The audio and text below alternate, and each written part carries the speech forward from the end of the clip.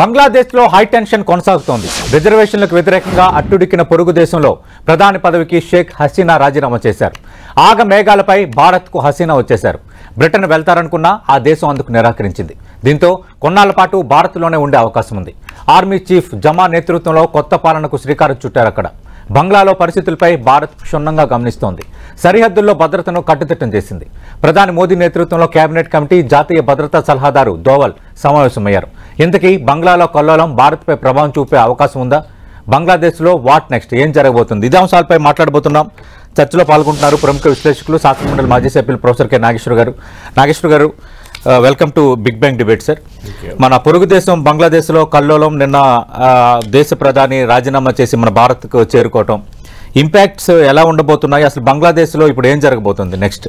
ఆమె భారతదేశం రావడం కొత్త కాదు, మనకు ఆమె కొత్త కాదు, ఆమెకు మనం కొత్త కాదు. ఎందుకంటే మనకు హిస్టరీ ఒక 50 ఏళ్ళు వెనక్కి వెళ్తే 1975 ఆగస్టు 15 రోజు ఆమె తండ్రి బంగ్లాదేశ్ స్వాతంత్రోద్యమ నాయకుడు, బంగ్లాదేశ్ అధ్యక్షుడు, బంగబంధుగా పిలువబడే షేక్ ముజిబుర్ రెహమాన్ను సైనిక తిరుగుబాటులో హత్యకు గురయ్యారు. ఆయనకు కాదు, ఆయన కుటుంబం మొత్తం, ఒక షేక్ హసీనా, షేక్ రహానా ఆమె సిస్టర్, వాళ్ళిద్దరే నిన్న ఢాకా నుంచి ఇండియా కూడా వచ్చింది వాళ్ళిద్దరే. సో వాళ్ళిద్దరు మాత్రమే మిగిలిపోయారు. అందులో షేక్ హసీనా అప్పుడు జర్మనీలో ఉండే, సో జర్మనీలో ఉండే వరకు ఆమె బతికిపోయారు. సో 1975లో మిలిటరీ తిరుగుబాటుతో మిలిటరీ టేక్ ఓవర్ అయ్యాక ఆమె ఫస్ట్ ఆశ్రయం పొందింది భారతదేశంలో. సో 1975లో ఆమె తండ్రి చనిపోయిన కొద్ది నెలలకే ఇండియాకు వచ్చి అప్పటి ప్రధాని ఇందిరాగాంధీని కలిశారు. ఇందిరాగాంధీ ఆమెకు సంపూర్ణ సహకారాన్ని ఇస్తామని హామీ ఇచ్చారు. ఎందుకంటే 1971లో ఆమె తండ్రి బంగబంధు షేక్ ముజిబుర్ రెహమాన్ నాయకత్వంలో బంగ్లాదేశ్ లిబరేషన్ వార్ జరిగింది. అంటే అప్పుడు అవామీ లీగ్ నాయకత్వంలో, ఇదే పార్టీ నాయకత్వంలో. సో అప్పుడు ముక్తి వాహిని సైన్యాలు అంటారు, అంటే బంగ్లాదేశ్ విమోచన వారితో పాటు భారత సైన్యాలకు కూడా భుజం కలిపి పోరాడాయి పాకిస్తాన్కు వ్యతిరేకంగా.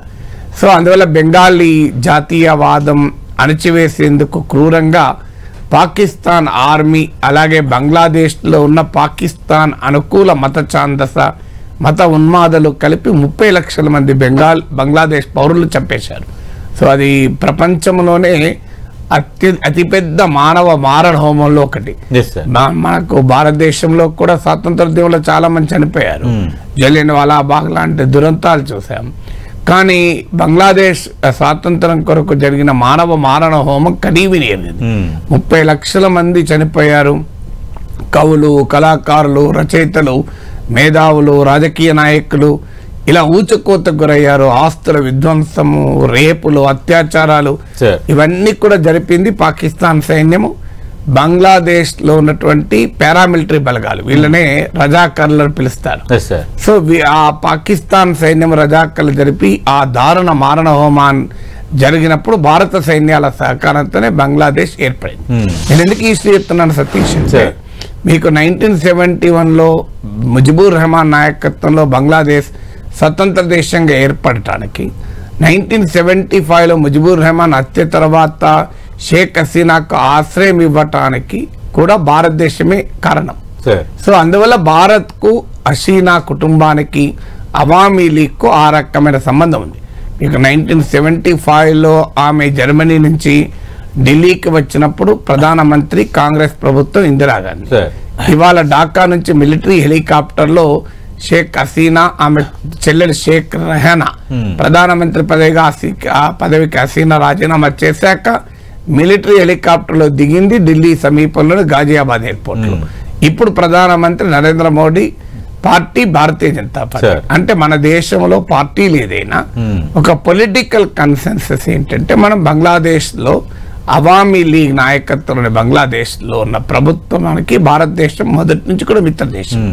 ఆమె నాయకత్వంలో ఆమె 1996లో ఆమె ప్రైమ్ మినిస్టర్ అయ్యాకనే India Bangladesh Ganges treaty, Ganga నదీ జలాల ఒప్పందం కుదిరింది. ఫరక్కా వద్ద భారతదేశం బంగ్లాదేశ్ గంగా నదీ జలాల పంచుకుంటుంది కూడా. సో షేక్ హసీనా ప్రధానమంత్రిగా ఉన్నప్పుడే జరిగింది. షేక్ హసీనా ప్రధానమంత్రిగా ఉన్నప్పుడే భారత వ్యతిరేక తీవ్రవాద శక్తులు, జిహాదీ శక్తులకు అవకాశం ఇవ్వలేదు. అందువల్ల లాస్ట్ 2008 నుంచి ఆమె ప్రధానమంత్రిగా ఉన్నారు. సో అప్పటి నుంచి భారత్ బంగ్లాదేశ్ సంబంధాలు ప్రశాంతంగా ఉన్నాయి. ఈ మొత్తం ఇండియాస్ నైబర్హుడ్ లో pro India, friendly to India ఉన్న గవర్నమెంట్ హసీనా నాయకత్వం అవామీ లీగ్ ప్రభుత్వం. ఆమె చేసిందంతా రైట్ అని అంటలేను. ఆమె కూడా ప్రతిపక్షాలను అణచివేసింది, 10,000 మంది ప్రతిపక్ష కార్యకర్తలను జైల్లో పెట్టింది. ప్రతిపక్ష నాయకురాలు మాజీ ప్రధాని ఖలీదా జియాను హౌస్ అరెస్ట్ లో పెట్టారు. అసలు కార్మికులు సమ్మె చేస్తే కూడా క్రూరంగా అణచివేశారు. విడుదలయ్యారు ఖలీదా జియా విడుదలయ్యారు. సో ఆమె డెమోక్రటిక్ గా లేదు, ఒక పీస్ఫుల్ పాలిటిక్స్ ను ఏర్పాటు చేయడంలో హసీనా ఫెయిల్ అయ్యారు. సో ప్రజాస్వామిక బంగ్లాదేశ్ ను నిర్మించడం ఫెయిల్ అయ్యారు. దానికి కారణాలు కూడా ఉండొచ్చు. ఎందుకంటే ఆమె 1947 లో పుట్టారు, ఫాదర్ 1975 లో చనిపోయారు. 28 years నుంచి ఆమె అనుభవించిన జీవితం, ఆమె పుట్టినప్పటి నుంచి అనుభవించిన జీవితం. నిజంగా చెప్పాలంటే 47 లో ఆమె పుట్టారు, 49 లో వాళ్ళ ఫాదర్ అరెస్ట్ అయ్యాడు. 49 to 52 అంటే ఈమె 2 ఏళ్ళ అమ్మాయి ఉన్నప్పుడు అరెస్ట్ అయ్యాడు. 1952 దాకా ఆమె తండ్రి జైల్లోనే ఉన్నాడు. ఈమె 2 ఏళ్ళ నుంచి 5 ఏళ్ళ వరకు. మళ్ళీ 54 లో అరెస్ట్ అయ్యారు, మళ్ళీ 59 లో అరెస్ట్ అయ్యారు. సో ఆమె చైల్డ్హుడ్ అంతా తండ్రి అరెస్ట్ను, తండ్రి మరణాన్ని ఇలా చూసింది. తర్వాత ఆమె 1981 లో బంగ్లాదేశ్కి రిటర్న్ వచ్చింది. రిటర్న్ వచ్చినాక కూడా ఆమె రిపీటెడ్ గా హౌస్ అరెస్ట్లు, 19 సార్లు ఆమె పైన హత్యా ప్రయత్నాలు జరిగాయి. 19 times ఆమె 76 ఏళ్ల వయసులో.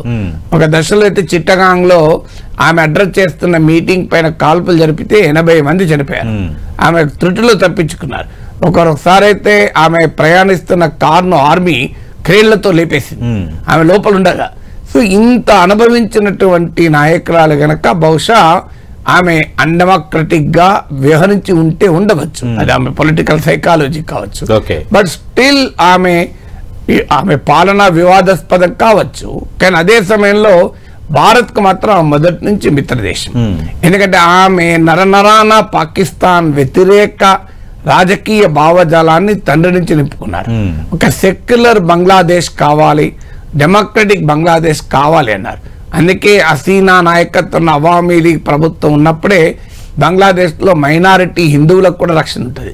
సో మిగతా వారంతా రాడికల్ ఇస్లామిస్టులు, ఛాందసవాదులే. ఇప్పుడు జమాత్ ఇస్లామీ బంగ్లాదేశ్ లాంటి పార్టీలు కూడా ఇప్పుడు ముందుకు వస్తున్నాయి. అందువల్ల ఆమె నరనరాన పాకిస్తాన్ వ్యతిరేకత నింపుకున్నది. ఆమె మీకు ఒక ఉదాహరణ చెప్తాను, ఆసక్తికరమైన ఉదాహరణ. ఆమె స్కూల్లో ఉన్నప్పుడు అప్పుడు ఇంకా బంగ్లాదేశ్ ఏర్పడలేదు. బంగ్లాదేశ్ 1971 లో ఏర్పడింది. అంటే ఆమెకు 24 ఏళ్ల వయసులో బంగ్లాదేశ్ ఏర్పడ్డది. సో 1969 మాస్ అప్రైజింగ్ అంటే బంగ్లాదేశ్ లో వెస్ట్ పాకిస్తాన్ కు వ్యతిరేకంగా భారీ ప్రజా వెల్లువలో ఆమె ఢాకా యూనివర్సిటీ స్టూడెంట్ గా ఉన్నప్పుడు ఆమె యూనియన్ లీడరు. ఈ ప్రజా వెల్లువ అప్రైజింగ్ లో కూడా హసీనా పాల్గొన్నారు. సో ఇంట్రెస్టింగ్ స్టోరీ మనకు అర్థం కావడానికి, ఆమెకు ఇండియాకు ఉన్న కనెక్షన్ అర్థం కావడానికి, ఆమె చైల్డ్హుడ్ లో ఉన్నప్పుడు, స్కూల్లో ఉన్నప్పుడు, అప్పుడు ఇంకా పాకిస్తాన్ పాలనలో ఉంది కనుక సోషల్ నాలెడ్జ్ అని ఒక సబ్జెక్ట్ ఉండే. అంటే మనకు ఎలాగైతే సామాజిక శాస్త్రం అందులో సోషల్ నాలెడ్జ్, అందులో పాక్ నియంత ఆయూబ్ ఖాన్ పేరిట ఒక లెసన్ ఉండే. ఆయూబ్ ఖాన్ పాకిస్తాన్ నియంత. సో ఆయూబ్ ఖాన్ పైన ప్రశ్న అడిగితే పుస్తకంలో ఉన్నది రాయకుండా, పుస్తకంలో ఎలాగో పాకిస్తాన్ ప్రభుత్వ పుస్తకాలు కనుక ఆయూబ్ ఖాన్ గొప్పగా కీర్తిస్తాయి. కానీ ఆమెకు తండ్రి చెప్పింది గుర్తుంది, తండ్రి చెప్పింది అర్థమైంది కనుక ఆమె ఆయూబ్ ఖాన్ కు వ్యతిరేకంగా రాస్తే ఆమె ఫెయిల్ అయింది ఎగ్జామ్ లో. ఆ తర్వాత ఆమె మళ్ళీ నెక్స్ట్ టైం ఎగ్జామ్ రాసినప్పుడు పాకిస్తాన్ కు సంబంధించిన ఒక్క క్వశ్చన్ కూడా అటెంప్ట్ చేస్తాను నిరాకరించింది. సో మొదటిసారేమో వ్యతిరేకంగా రాసి ఫెయిల్ అయింది. నెక్స్ట్ టైం 20 మార్కులు తగ్గాయి. But still I stand by my principal.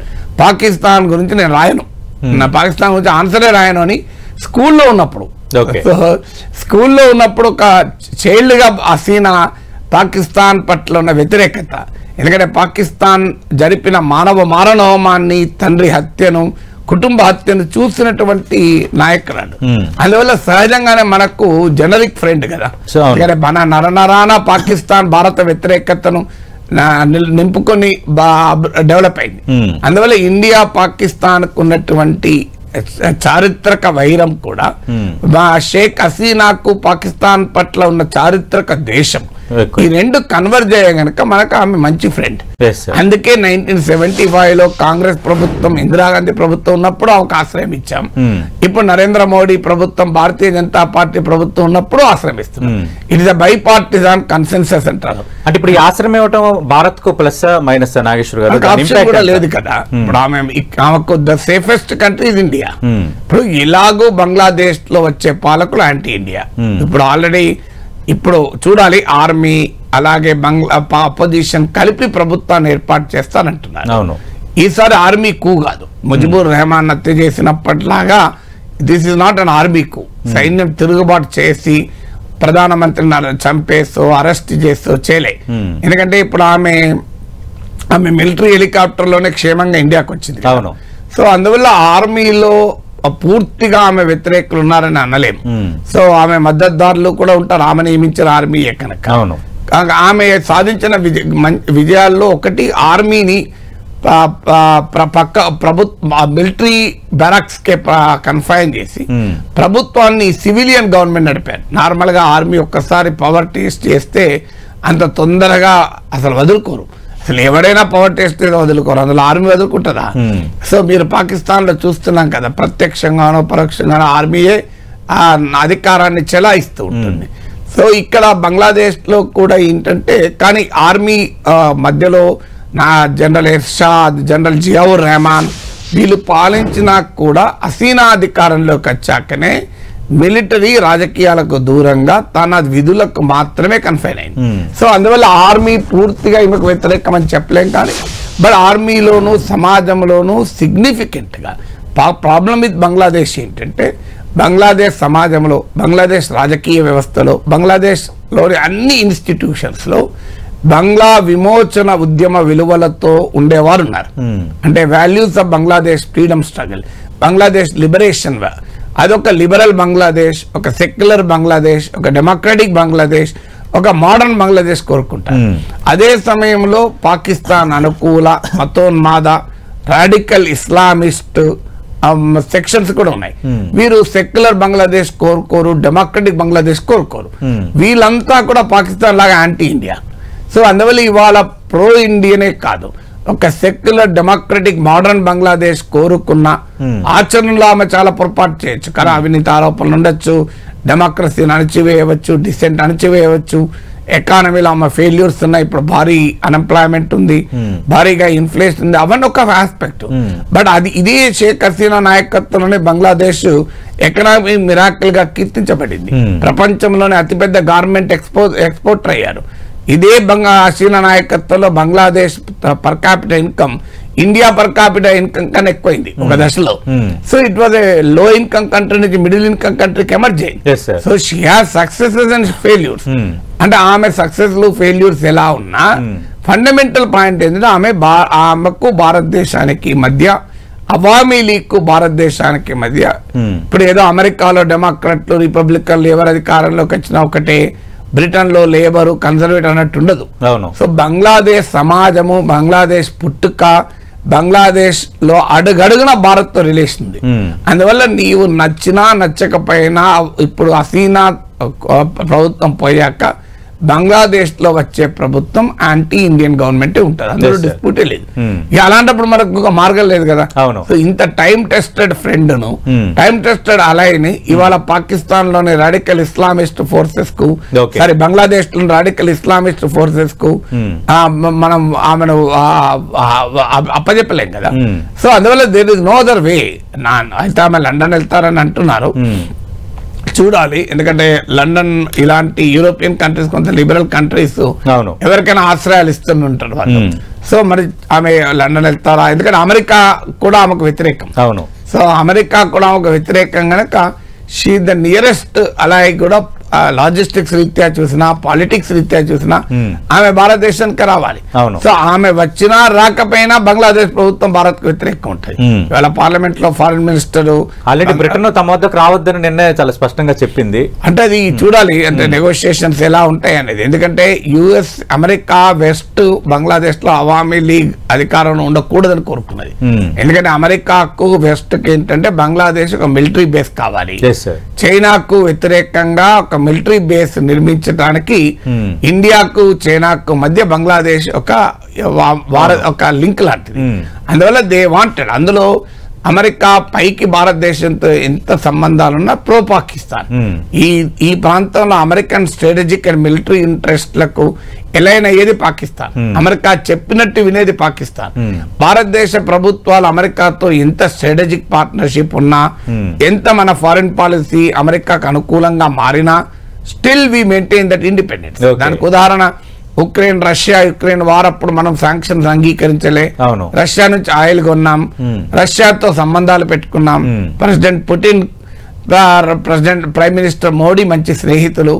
So ఇదంతా జరిగింది. అలాగే ఇరాన్ తో సంబంధాలు పెట్టుకోవద్దంటే ఒక దశలో మనం ఇరాన్ నుంచి ఆయిల్ ఇంపోర్ట్ జీరోకి తెచ్చుకున్నాం. బట్ స్టిల్ ఇప్పుడు చబహార్ పోర్ట్ నిర్మాణంలో అగ్రీ అయ్యాం. అందువల్ల ఇండియా ఎప్పుడు కూడా అమెరికాకు క్లయింట్ లాగా వ్యవహరించదు.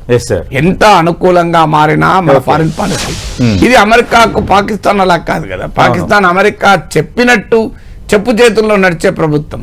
ఇప్పుడు కొంత పాకిస్తాన్ చైనా నెక్సెస్ ఉన్నప్పటికీ కూడా America still believes in Pakistan. ఎందుకంటే ఇస్లామిక్ ప్రపంచంలో రాచరిక నిరంకుశ ప్రభుత్వాలన్నీ అమెరికాకు ఫ్రెండ్సే. మీరు అమెరికాకు ఫ్రెండ్స్ చూడండి, ఎవడు ఉంటాడు? Saudi Arabia king, UAE king, Bahrain, జోర్డాన్ల కింగులు, మిలిటరీ నియంతలు, పాకిస్తాన్ వీళ్ళే ఉంటారు. అందువల్ల ఒక సెక్యులర్ డెమోక్రటిక్ బంగ్లాదేశ్ ఉంటే సహజంగానే ఇండిపెండెంట్ ఫారెన్ పాలసీ ఉంటుంది. ఇప్పుడు భారతదేశం ఎందుకు మరి ఇంత అమెరికా అనుకూల విదేశాంగ విధానం ఉన్నా మనం వీళ్ళ విషయం వచ్చినప్పుడు డిఫర్ అయ్యాం. సో మనం ఇప్పుడు రష్యా యుక్రెయిన్ వార్లో డిఫర్ అయ్యాం, చబహార్ పోర్ట్ లో డిఫర్ అయ్యాం. సో మోడీ ప్రభుత్వమైన, మన్మోహన్ సింగ్ ప్రభుత్వమైన అమెరికాకు అనుకూల ఫారెన్ పాలసీ ఎంత చేసినా when the time comes we were independent. So ఇది అమెరికాకు నచ్చదు. ఎందుకంటే ఒక సెక్యులర్ డెమోక్రటిక్ కంట్రీగా ఉంటే US military and strategic interest లొంగదు. ఇప్పుడు అందుకే పాకిస్తాన్ లొంగుతుందంటే అది మిలిటరీ కంట్రీ కనుక లొంగుతుంది. సో అందువల్ల బంగ్లాదేశ్ ను ఒక సెక్యులర్ డెమోక్రటిక్ ప్రభుత్వం అమెరికా కోరుకోదు, వెస్ట్ కోరుకోదు. Islamic radical Islamic dictatorial government నే వెస్ట్ కోరుకుంటుంది. ఓకే నాగేశ్వర్ గారు, అంటే బంగ్లాదేశ్ లో జరిగిన పరిణామాల నేపథ్యంలో భారత్ నేర్చుకోవాల్సిన పాఠం ఏమైనా ఉందా? చాలా ఇంపార్టెంట్. ఒకటి మనకు ఇప్పుడు ఒక పెద్ద ఛాలెంజ్ ఫారెన్ పాలసీ ఫ్రంట్ లో. ఎందుకంటే మన నైబర్హుడ్ మొత్తం వాస్తవంగా ప్రైమ్ మినిస్టర్ గా మోడీ ప్రమాణ స్వీకారం చేశాక నైబర్హుడ్ ఫస్ట్ ఫారెన్ పాలసీనే మొదలు పెట్టారు. సో ఆ మోడీ ప్రమాణ స్వీకారానికి సౌత్ ఏషియన్ లీడర్స్ అందరినీ పిలిచారు. సో నవాజ్ షరీఫ్ దగ్గరికి వెళ్ళారు.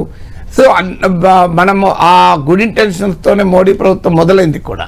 కానీ మనకు ఇక్కడ టోటల్ బార్డర్ మనకు చుట్టూ దేశాలు తీసుకుంటే చైనాకు మనకు వ్యూహాత్మకంగానే ప్రాబ్లమ్స్ ఉన్నాయి, సరిహద్దు వివాదాలు ఉన్నాయి. జియో పాలిటిక్స్ లో కూడా చైనాకు మనకు మధ్య ఘర్షణ ఉంది. తర్వాత పాకిస్తాన్ మనకు జన్మతః వ్యతిరేక దేశం. అలాగే నేపాల్ మనం బిగ్ బ్రదర్ యాటిట్యూడ్ చూసి పెడుతున్నాం అనేది నేపాల్ ఆరోపణ. నేపాల్లో అసలు నేపాల్ పార్లమెంటే వాళ్ళు ఆమోదించిన రాజ్యాంగంలో మ్యాప్ ఇండియన్ టెరిటరీస్, ఇండియా అధీనంలో ఉన్న టెరిటరీస్ కూడా తమ మ్యాప్ లో ఉన్నట్టు చూపెట్టారు. అందువల్ల నేపాల్ ప్రభుత్వం కూడా కొంత pro China line, pro China tilt ఉంది. అలాగే మీకు మాల్దీవ్స్ లో ఇండియా అవుట్ అనే క్యాంపెయిన్ చేపట్టి మొహమ్మద్ మొయిజు ప్రెసిడెంట్ అయ్యాడు. అంత ముందున్న ప్రభుత్వం ప్రో ఇండియా గవర్నమెంట్. సో మళ్ళీ ఇటీవల ఆయనకు తప్పనిసరి పరిస్థితి వచ్చి భారతదేశంతో సంబంధాలు కొంత మెరుగుపరుచుకుంటున్నాడు. కానీ బై నేచరే ఇండియా అవుట్ అనే క్యాంపెయిన్తో వచ్చాడు, భారతదేశం వెళ్ళిపోవాలి మాల్దీవ్స్ నుంచి అని. సో ఇక శ్రీలంకలో మనకు తెలుసు, శ్రీలంకలో చైనాకు శ్రీలంకకు చాలా పెద్ద నెక్సెస్. సో ఎకనామిక్ గా కూడా చాలా పెద్ద లింక్ ఉంది. శ్రీలంక పోర్ట్లను చైనా డెవలప్ చేస్తుంది. అఫ్ కోర్స్ భారతదేశంతో సంబంధాలు ఉన్నప్పటికీ కూడా శ్రీలంకలో కంప్లీట్ గా ప్రో ఇండియన్ ఫోర్సెస్ ఏం లేవు. సో అక్కడ రకరకాల ఫోర్సెస్ ఉన్నాయి. ఎందుకంటే మనం ఆ తమిళ్ కాజ్ కు మద్దతు ఇచ్చాం కనుక సింబలీ మెజారిటేరియన్ భావాలున్న పార్టీలు ఏవి కూడా ఇండియా పట్ల అంత కంఫర్టబుల్ గా ఉండవు. ఎందుకంటే మనకు శ్రీలంకకు ఈ తమిళ్ లింక్ వల్ల. సో మనకి మిగిలింది ఎవరు చెప్పండి నాకు. ఇంకా సౌత్ ఏషియాలో ఆఫ్ఘనిస్తాన్ కూడా ఇంక్లూడ్ చేస్తే ఆఫ్ఘనిస్తాన్ లో తాలిబాన్ల పాలన సహజంగానే భారత్ వ్యతిరేకి. మనకు మిగిలింది ఏంటి ఇప్పుడు చుట్టూ చూడండి, మీకు మొత్తం నైబర్హుడ్ అంతా చెప్పాను. ఇక మిగిలింది భూటాన్ మాల్దీవులు కూడా సరైన సంబంధాలు ఈ మధ్య వాడు అక్కడ ఇండియా అవుట్ అనే క్యాంపెయిన్ అన్నాడు ప్రెసిడెంట్. సో అందువల్ల మీకు ఇక మీకు నేపాల్లో గోడల పైన ఇండియన్ ఇంపీరియలిజం అని రాస్తారట. సో అందువల్ల మన పట్ల వ్యతిరేకత ఉంది. రకరకాల కారణాలు ఏవైనా ఉండొచ్చు. ఒక భూటాన్ తో మనకు సంబంధాలు మంచిగా ఉన్నాయి. సో భూటాన్ ఇది వెరీ స్మాల్ పవర్. అది దాదాపు ఫారిన్ పాలసీలో కూడా యాక్టివ్ గా ఉండదు, న్యూట్రల్ ఫారిన్ పాలసీ. సో మనతో ఉన్నాయి, వాళ్ళకి భూటాన్కు చైనాతో సంబంధాలు. సో భూటాన్ చిన్న దేశము, ఫారిన్ పాలసీలో యాక్టివ్ గా ఉండదు కనుక అది ఇంపార్టెంట్ కాదు.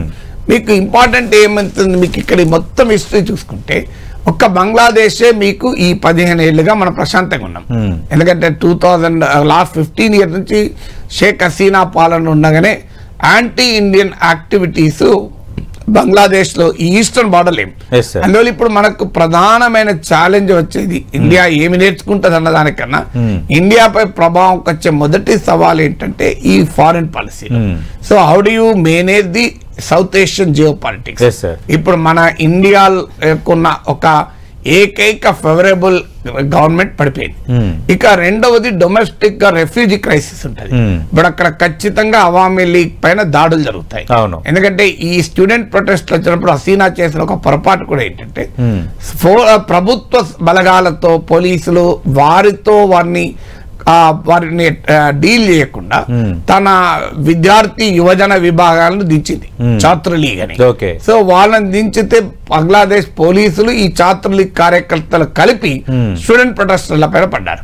సో అందువల్ల ఇప్పుడు దానికి రియాక్షన్ ఖచ్చితంగా ఉంటుంది. ఎందుకంటే ఇప్పుడు ఈ ప్రక్రియ విద్యార్థుల నిరసనలు వాస్తవంగా ప్రతిపక్షాలు నడిపింది కాదు, ఇస్లామిస్ట్ ఫోర్సెస్ నడిపింది కాదు. కానీ ఈ నిరసనలో వాళ్ళు ఎంటర్ అయ్యారు, వాళ్ళు పెనట్రేట్ అయ్యి ఇప్పుడు వాళ్ళ చేతుల్లోకి తీసుకుంటారు.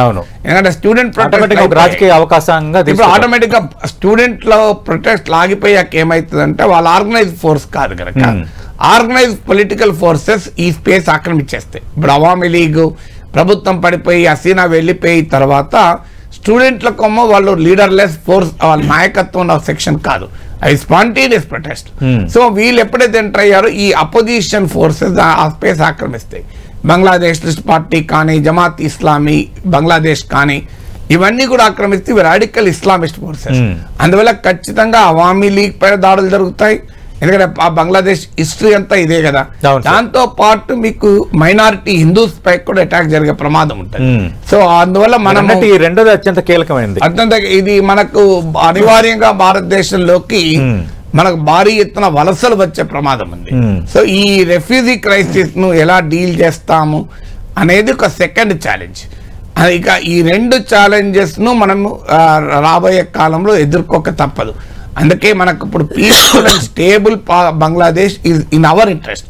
ఇక మూడవది జియో పాలిటిక్స్ లో బంగ్లాదేశ్ లో వచ్చిన పరిణామాలు పాకిస్తాన్ ఇన్ఫ్లుయెన్స్ ను పెంచాయి. ఆటోమేటిక్ గా పాకిస్తాన్ ఇన్ఫ్లుయెన్స్ ను పెంచాయి. చైనాకు బంగ్లాదేశ్ కు మధ్య సంబంధాల్లో అనేక ట్విస్టులు ఉన్నాయి. చైనా వియత్నాం వాళ్ళ పేరు పెట్టారు, Chinese foreign policy, bamboo foreign policy అంటారు. వాళ్ళకి అవి రూట్స్ గట్టిగా ఉంటాయి కానీ ఎటుపడితే వంగుతాయి. సో అందువల్ల ఈ మధ్య షేక్ హసీనా చైనా వెళ్తే జింపింగ్ అపాయింట్మెంట్ కూడా రాలేదు, ప్రైమ్ మినిస్టర్ కలిసి ఒక రోజు ముందే అంటే పర్యటన ఒక రోజు ముందే ముగించుకొని వచ్చేసారని. అందువల్ల చైనాకు కూడా ఇప్పుడు అవామీ లీగ్ షేక్ హసీనాకు కూడా రిలేషన్స్ ఆశించిన స్థాయిలో లేవు. సో అందువల్ల ఇప్పుడు చైనా బ్యాంబూ ఫారిన్ పాలసీలో భాగంగా వాళ్ళు తాలిబాన్లతో కూడా ఇప్పుడు చర్చలు జరిపి అక్కడ ఆఫ్ఘనిస్తాన్ లో కాపర్ మైనింగ్ కాంట్రాక్ట్లు పొందారు. సో అందువల్ల చైనా రేపు కూడా అడ్వాంటేజ్ తీసుకునే అవకాశం ఉంది బంగ్లాదేశ్ పరిణామాలు. సో అందువల్ల పాకిస్తాన్ కోమ ఎలాగో అడ్వాంటేజ్ ఉంటుంది. ఎందుకంటే ఇప్పుడు అవామీ లీగ్ పోతే అక్కడ పాకిస్తాన్ మేలు కంటే సవాళ్ళే ఎక్కువ ఉన్నాయి. మేలు కంటే కాదు, మేలు లేదు. అందువల్ల ఖచ్చితంగా China Pakistan influence, Pakistan direct influence, ఎందుకంటే వాళ్ళ ప్రాక్సీ కంట్రీ అవుతుంది ఇప్పుడు. చైనాకోమో ఇండైరెక్ట్ ఇన్ఫ్లుయెన్స్ పెరిగే అవకాశం. అందువల్ల ఫారెన్ పాలసీలో కానీ, డొమెస్టిక్ గా రెఫ్యూజీ ప్రాబ్లం కానీ, స్ట్రాటజిక్ పాలసీలో కానీ ఇండియాకు డెఫినెట్ గా ఛాలెంజ్. ఇక మీరు అన్న పాయింట్ భారతదేశం ఏమి నేర్చుకోవాలి అని కూడా అడిగారు.